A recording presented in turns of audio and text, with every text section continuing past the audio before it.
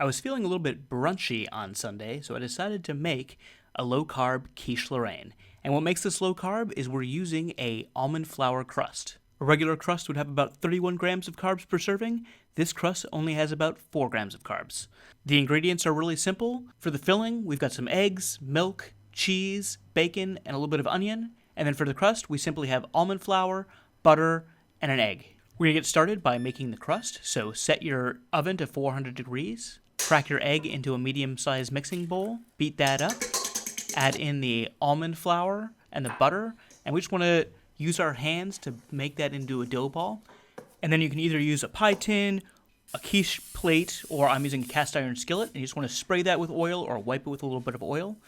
Put in your almond flour dough ball and evenly spread that around. And I would suggest making the edges just slightly thicker than you make the bottom, and that will help to keep it from breaking when you pull it out later. And then we're going to use a technique called blind baking, where we're going to bake the crust before we put the filling in. So put in some aluminum foil, and then you're going to need to add in some baking weights. I actually have baking weights, but in the past I've used just uncooked rice, and that works perfectly fine. Pop that into the oven and bake it for 15 minutes. Now we can start prepping our ingredients.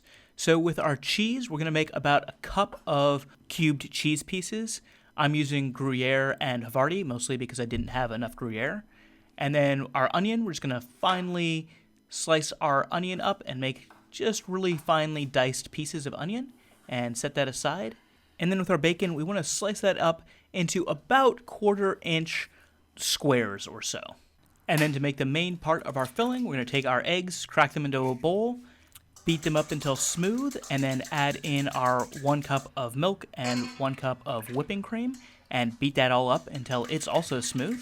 And then pretty soon the pie crust should be ready, so we're going to pull that out of the oven, remove the baking weights, and then we're going to put it back in the oven to toast the top part of the crust. So it's going to go back in the oven at 350 for 10 more minutes. Next, we need to cook up the bacon and onion a little bit, so over medium-high heat, heat up a skillet, add in your bacon, fry that up until it just starts to turn brown, and then add in the onion. Fry that up for another minute or so until the onions turn translucent, and then we're going to set that aside. And when the pie crust is done for a second time, pull it out. It should be a little bit brown on top, and we can start filling it.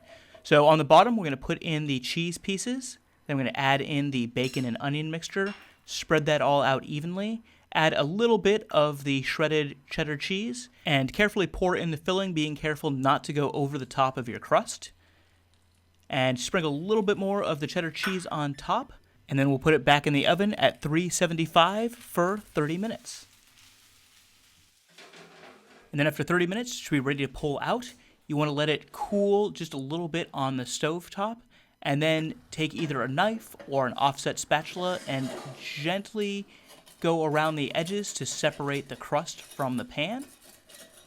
And now comes the magic, or the frightening part, and that is that we need to flip it over and put it onto a plate. So hold a plate over the top of your pan, flip it over real quick and gently at the same time, pull it off, then get another plate, flip it back over, and there we go, our beautiful looking quiche Lorraine, done. Low carb and delicious. I like to serve it with a salad with a little balsamic vinaigrette. Tastes amazing, and it's low carb, perfect for a Sunday brunch. Hey, not bad.